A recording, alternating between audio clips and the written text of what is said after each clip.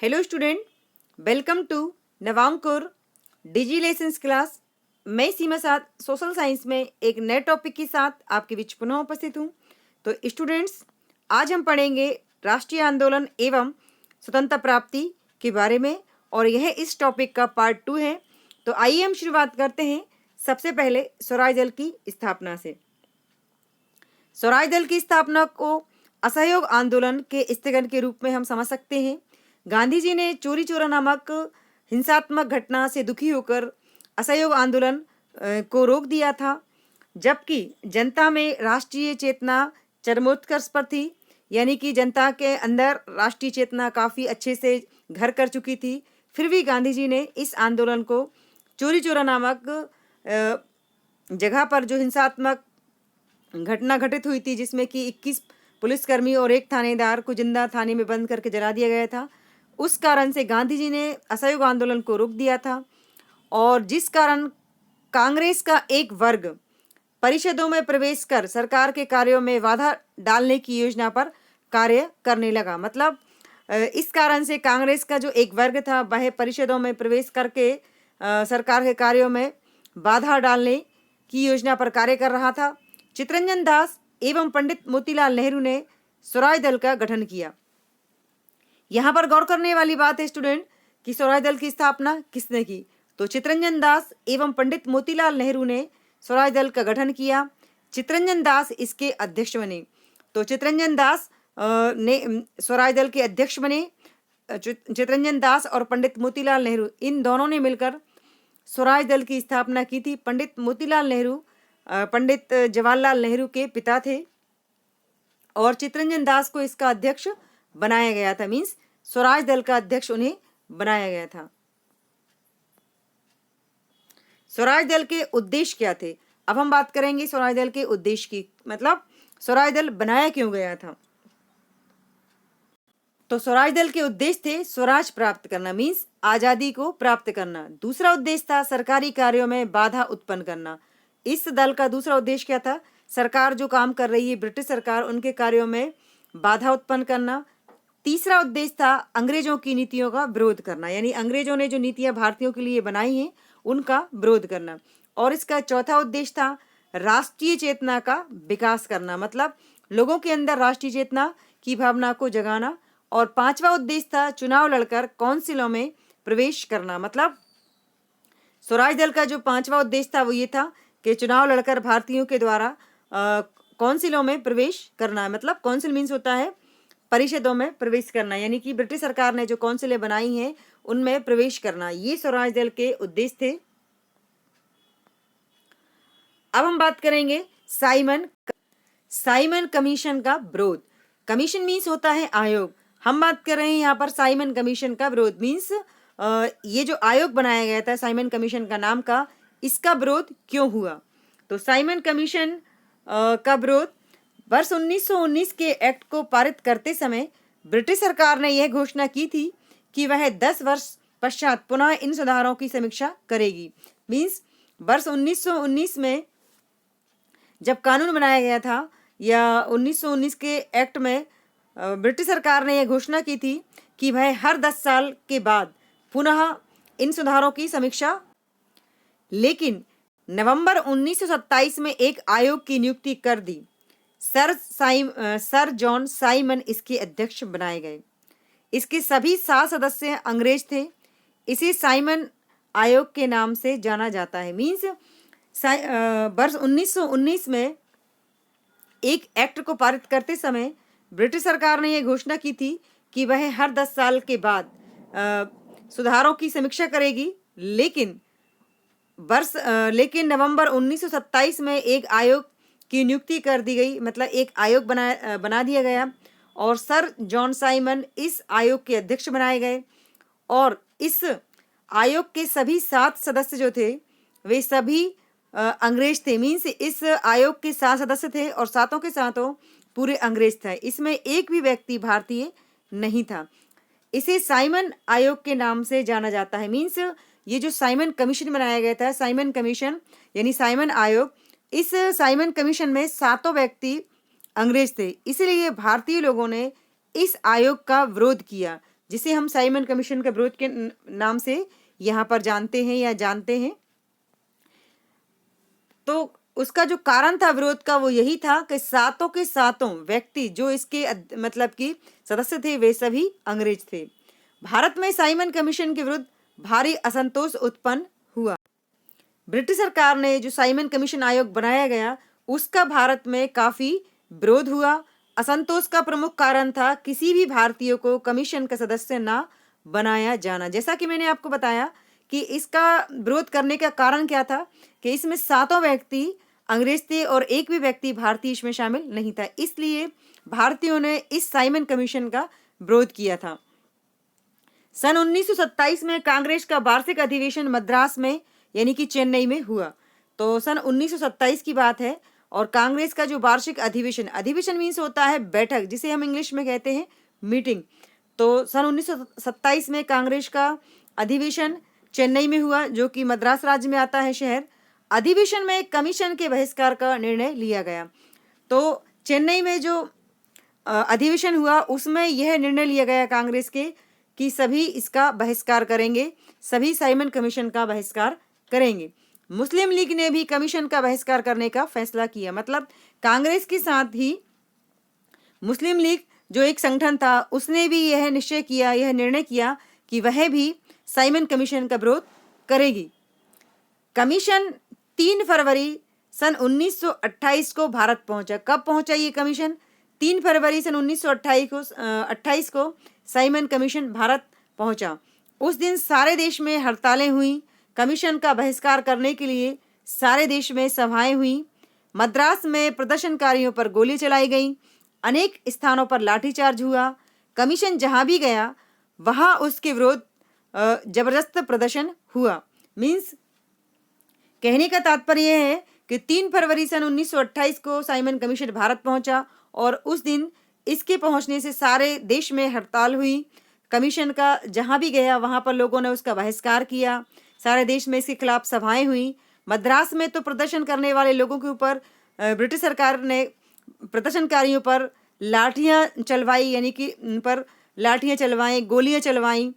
अनेक स्थानों पर लाठीचार्ज हुए। मतलब मद्रास में प्रदर्शनकारियों पर ब्रिटिश सरकार ने गोलियां चलवाई। इसके अलावा और जगहों पर लाठीचार्ज हुआ, यानी लोगों को जो प्रदर्शन कर रहे थे उन्हें डंडे से उनकी पिटाई की गई। कमीशन जहां भी गया भारत में वहां इसके विरोध में जबरदस्त प्रदर्शन हुआ। मतलब सभी जगह भारत में इसका विरोध हुआ साइमन कमीशन का। अंततः सारे देश में कमीशन वापस जाओ का नारा गूंज उठा। मतलब पूरे देश में कमीशन वापस जाओ का नारा गूंज उठा। पंजाब केसरी लाला लाजपत राय की पुलिस ने निर्दयता से पिटाई की। जख्मी लाला लाजपत राय की कुछ दिनों के बाद मृत्यु हुई, यानी हो गई। पूरे देश में इस साइमन कमीशन का विरोध किया गया और साइमन मतलब कमीशन वापस जाओ का नारा पूरे देश में गूंजा। पंजाब केसरी लाला लाजपत राय की पुलिस ने इतनी निर्दयता से पिटाई की कि कुछ दिनों बाद जख्मी लाला लाजपत राय की मृत्यु हो गई। और लखनऊ में अन्य प्रदर्शनकारियों के साथ पंडित जवाहरलाल नेहरू और गोविंद बल्लभ पंत को भी पुलिस ने की लाठियां खानी पड़ी। मतलब लाला लाजपत राय को भी पुलिस ने बड़ी ही निर्दयता से पीटा और वह घायल हो गए और कुछ ही दिनों बाद उनकी मृत्यु हो गई। और इसके अलावा पंडित जवाहरलाल नेहरू और गोविंद बल्लभ पंत को भी लखनऊ में पुलिस ने लाठियां से उनकी पिटाई की। इसके अलावा साइमन कमीशन के विरुद्ध किए गए आंदोलन ने एक बार फिर से भारतीय जनता की एकता और स्वतंत्रता प्राप्त करने के संकल्प को व्यक्त किया। मीन्स ये जो साइमन कमीशन था, साइमन कमीशन के विरुद्ध किए गए आंदोलन ने एक बार फिर से भारतीय जनता की एकता और स्वतंत्रता प्राप्त करने के संकल्प को जाहिर किया कि लोग मतलब कि स्वतंत्रता चाहते हैं और सारे देश की जनता एक है।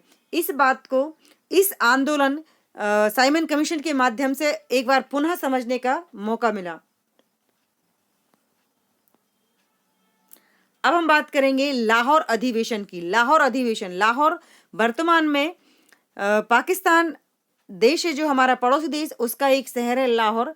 लेकिन चूंकि हम बात कर रहे हैं देश की आज़ादी की पहले की, तो तब ये जो लाहौर शहर है ये हमारे देश का ही हिस्सा था, मीन्स हमारे देश का ही एक शहर था लाहौर, जो कि आज वर्तमान में पाकिस्तान में है। तो लाहौर अधिवेशन मीन्स लाहौर की बैठक।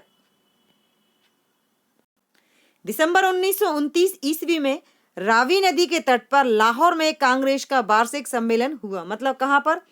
दिसंबर 1929 में, दिसंबर का महीना था और सन था 1929 में रावी नदी का नाम है, जैसे गंगा यमुना सरस्वती है वैसे ही हमारे देश की नदी है रावी।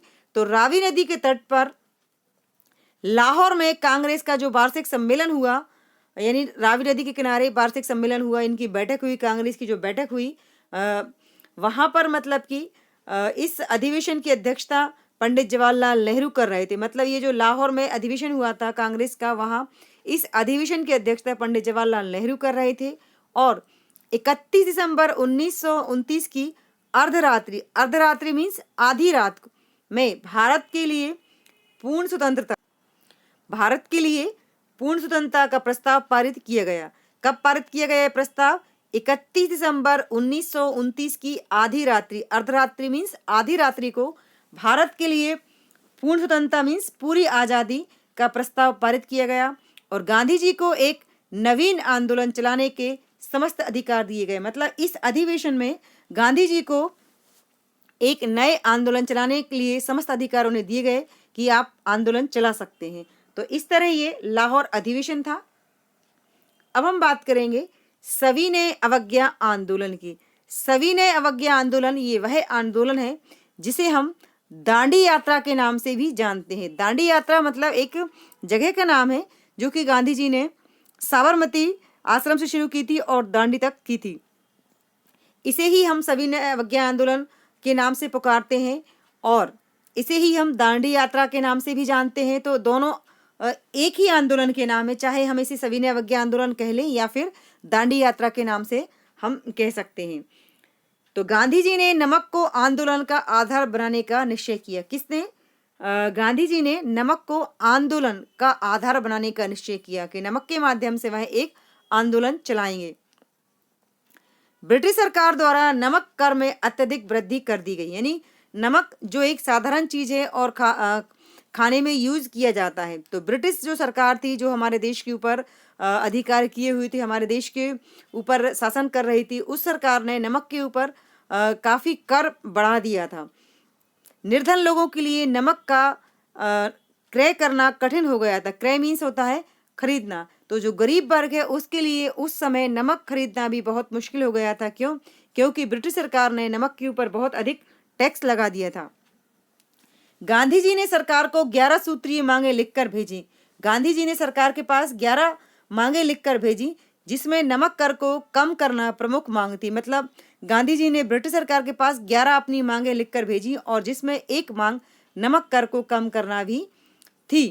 मांगे न माने जाने की स्थिति में 12 मार्च 1930 को गांधी जी द्वारा नमक कानून तोड़ने के लिए दांडी यात्रा प्रारंभ की गई। मतलब जब ब्रिटिश सरकार ने गांधी जी की वह 11 मांगे नहीं मानी, तब गांधी जी ने 12 मार्च 1930 को नमक कानून तोड़ने के लिए दांडी यात्रा प्रारंभ की, यानी दांडी यात्रा की शुरुआत की।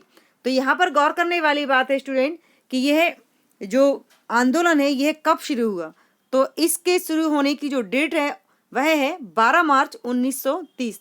तो 12 मार्च 1930 को गांधी जी ने नमक कानून तोड़ने के लिए दांडी यात्रा शुरू की थी और उनके साथ 78 यात्रियों ने भी साबरमती आश्रम से दांडी के लिए यात्रा प्रारंभ कर दी।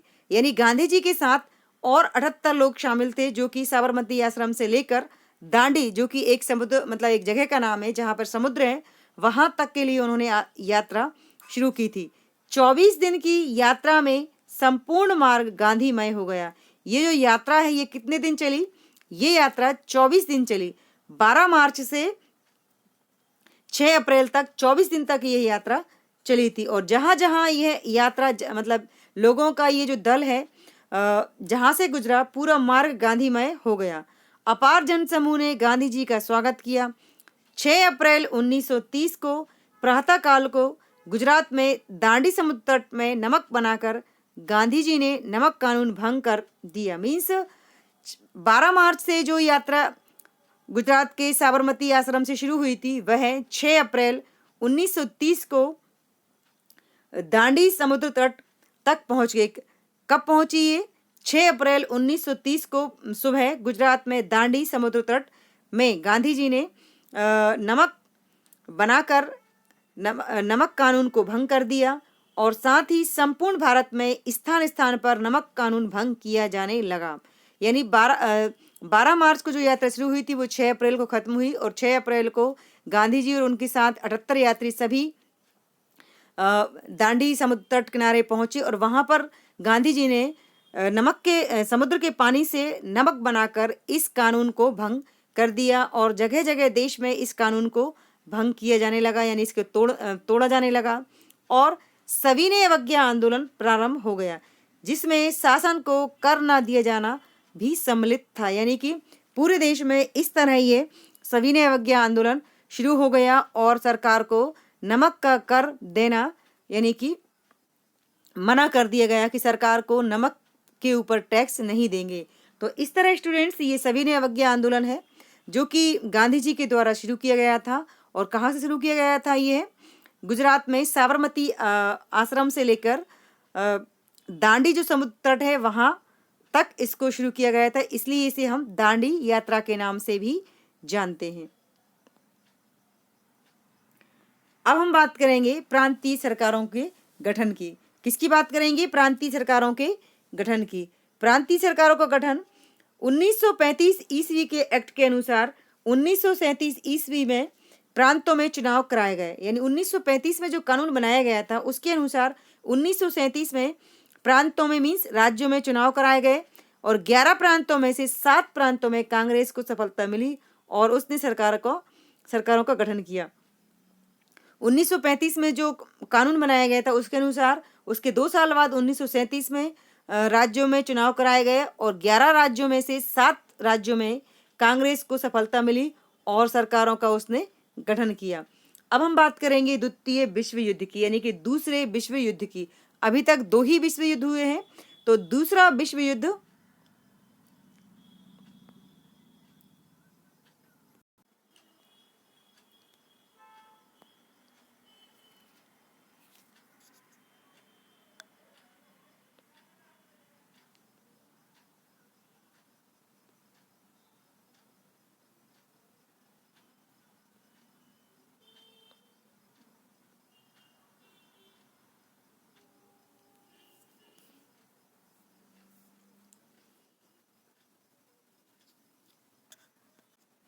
तो स्टूडेंट्स हम बात कर रहे थे दूसरे विश्व युद्ध की। 1 सितंबर 1939 ईस्वी को जर्मनी के पोलैंड पर आक्रमण के साथ ही द्वितीय विश्व युद्ध आरंभ हो गया। यानी कब शुरू हुआ दूसरा विश्व युद्ध? 1 सितंबर सन 1939 में जर्मनी के पोलैंड पर आक्रमण करने के साथ ही दूसरा विश्व युद्ध शुरू हो गया। यानी जर्मनी ने पोलैंड के ऊपर आक्रमण किया और दूसरा विश्व युद्ध शुरू हो गया। तो इसकी जो डेट है वो क्या है? 1 सितंबर 1939। 3 सितंबर 1939 को ब्रिटेन भी इस युद्ध में सम्मिलित हो गया। कब?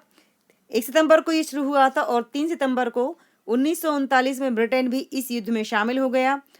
इसी के साथ भारत को भी युद्ध में सम्मिलित कर लिया गया। मतलब जैसे ही ब्रिटेन इस युद्ध में शामिल हुआ तो इसमें भारत को भी शामिल कर लिया गया। ब्रिटेन द्वारा बिना किसी कारण के, बिना भारतीयों की सहमति के भारत को युद्ध में सम्मिलित करने से कांग्रेस अत्यधिक नाराज हुई। विरोध स्वरूप कांग्रेस शासित 7 प्रांतों के मंत्रिमंडलों ने त्याग पत्र दे दिया। मीन्स 1 सितंबर को दूसरा विश्व युद्ध शुरू हुआ और 3 सितंबर को इसमें ब्रिटेन शामिल हो गया और ब्रिटेन के शामिल होने के साथ ही भारत को भी इसमें शामिल कर लिया गया। चूंकि हमारे देश के ऊपर ब्रिटेन वालों का शासन था, इसलिए उन्होंने बिना भारतीयों की सहमति से इसमें भारत को भी शामिल कर लिया। बिना भारतीयों की परमिशन से भारतीयों को इस युद्ध में शामिल करने से कांग्रेस बहुत नाराज हुई और उसने विरोध के रूप में जो 7 प्रांतों में उसका शासन हो गया था, सभी कांग्रेस शासित 7 प्रांतों के मंत्रिमंडलों से उसने त्याग पत्र दे दिया, मतलब छोड़ दिया उसने, अपनी सरकार को उसने त्याग दिया। क्यों? क्योंकि उनकी मर्जी नहीं थी कि बिना भारतीयों की परमिशन के उसे इस युद्ध में शामिल किया जाए। अब हम बात करेंगे क्रिप्स मिशन की।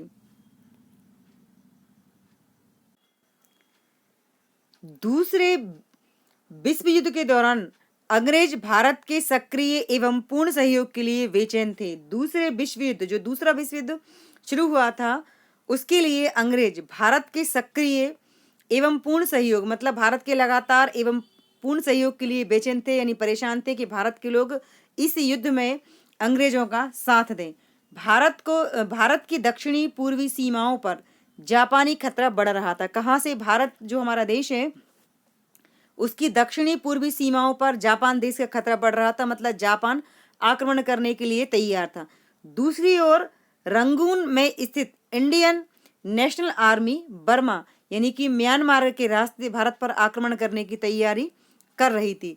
यानी एक तरफ जापान भारत की दक्षिणी पूर्वी सीमाओं पर आगे बढ़ रहा था भारत के ऊपर आक्रमण करने के लिए, और दूसरी तरफ से रंगून में स्थित इंडियन नेशनल आर्मी बर्मा और म्यांमार दोनों एक ही देश के नाम है के रास्ते भारत पर आक्रमण करने की तैयारी कर रही थी।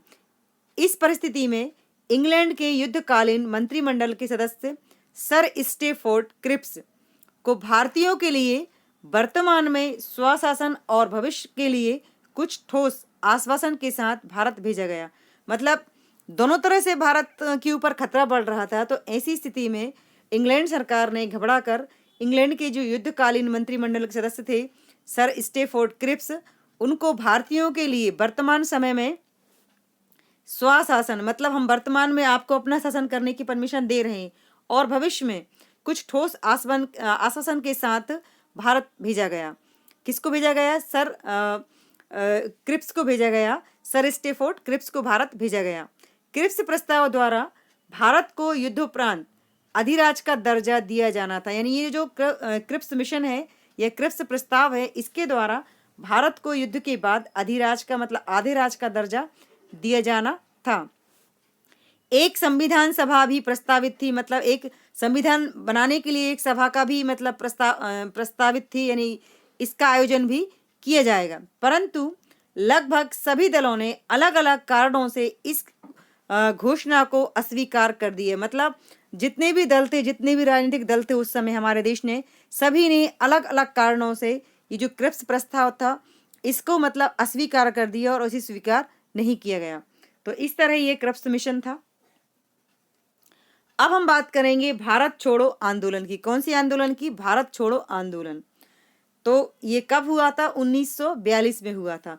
अप्रैल 1942 में क्रिप्स मिशन की असफलता और इसके फलस्वरूप निराशा ने एक बार फिर देश में कुंठा की स्थिति पैदा कर दी थी। अप्रैल 1942 में जो क्रिप्स मिशन असफल हो गया था और उसके निराशा ने एक बार फिर से देश में कुंठा की स्थिति पैदा कर दी थी। 8 अगस्त 1942 को मुंबई में आयोजित अखिल भारतीय कांग्रेस कमेटी ने एक प्रस्ताव पास किया। कब? 8 अगस्त। ये डेट है भारत छोड़ो आंदोलन की स्टूडेंट्स। तो आपको यहाँ पर गौर करना होगा, यहाँ पर ध्यान देना होगा कि भारत छोड़ो आंदोलन की शुरुआत कब हुई, किस डेट में हुई और कहाँ से हुई। तो 8 अगस्त 1942 को मुंबई में आयोजित अखिल भारतीय कांग्रेस कमेटी ने एक प्रस्ताव पास किया था और प्रस्ताव में घोषणा की गई कि भारत में ब्रिटिश सरकार को जल्दी समाप्त करना अति आवश्यक हो गया है। यानी 8 अगस्त 1942 को मुंबई में जो कांग्रेस की बैठक हुई थी उसमें यह प्रस्ताव पास किया गया कि भारत से ब्रिटिश सरकार को जल्दी समाप्त करना बहुत अब जरूरी हो गया है। आज़ादी और जनतंत्र की विजय के लिए फासिस्ट देशों तथा जापान के विरुद्ध लड़ रहे राष्ट्र मित्रों के लिए भी यह जरूरी था कि भारत को जल्दी से स्वाधीनता मिल जाए। यानी कि आज़ादी और जनतंत्र की विजय के लिए फासिस्ट देशों तथा जापान के विरुद्ध लड़ रहे राष्ट्र मित्रों के लिए भी यह बहुत जरूरी था कि हमारे देश भारत को उस समय जल्दी स्वाधीनता यानी कि आज़ादी मिल जाए। गांधी जी ने करो या मरो, डू और डाई का नारा दिया जो हर जगह सुनाई देने लगा। मतलब इस आंदोलन के समय गांधी जी ने नारा दिया डू और डाई। डू मीन्स करना, डाई मीन्स होता है मरना। करो या मरो का नारा दिया गांधी जी ने भारत छोड़ो आंदोलन के समय कि या तो करो या मरो। तो इस तरह हमारे देश में 8 अगस्त 1942 को मुंबई से भारत छोड़ो आंदोलन की शुरुआत हुई। अब हम बात करेंगे भारत विभाजन एवं स्वतंत्रता की, यानी हमारे देश का बंटवारा और आज़ादी की। विभाजन मीन्स होता है बंटवारा। ब्रिटिश सरकार ने 1946 में घोषणा की कि वह भारत में अपना शासन समाप्त करना चाहती है। कब की? ब्रिटिश सरकार ने सन 1946 में यह घोषणा की कि वह अब भारत में अपना शासन समाप्त करना चाहती है। और ब्रिटिश मंत्रिमंडल का एक दल जो कि कैबिनेट मिशन के नाम से जाना जाता है, वह सत्ता के हस्तांतरण के बारे में भारतीय नेताओं से बातचीत करने के लिए भारत आया। यानी ब्रिटिश मंत्रिमंडल का एक दल जो कि कैबिनेट मिशन के नाम से जाना जाता था उस समय, वह सत्ता के हस्तांतरण के लिए भारतीय नेताओं से बातचीत करने के लिए भारत आया। और सरकार ने अंतरिम सरकार बनाने और संविधान सभा बुलाने का प्रस्ताव रखा। यानी ब्रिटिश सरकार ने अंतिम सरकार बनाने और संविधान सभा बुलाने का एक प्रस्ताव रखा। जवाहरलाल नेहरू के नेतृत्व में एक अंतरिम सरकार बनी। किसके नेतृत्व में? जवाहरलाल नेहरू के नेतृत्व में एक अंतरिम सरकार बनी। इस सरकार में आरंभ में मुस्लिम लीग सम्मिलित नहीं हुई थी। मुस्लिम लीग जो कि एक मुसलमानों का संगठन था, वह शुरुआत में इसमें शामिल नहीं हुई। कुछ समय बाद वह सरकार में सम्मिलित हुई।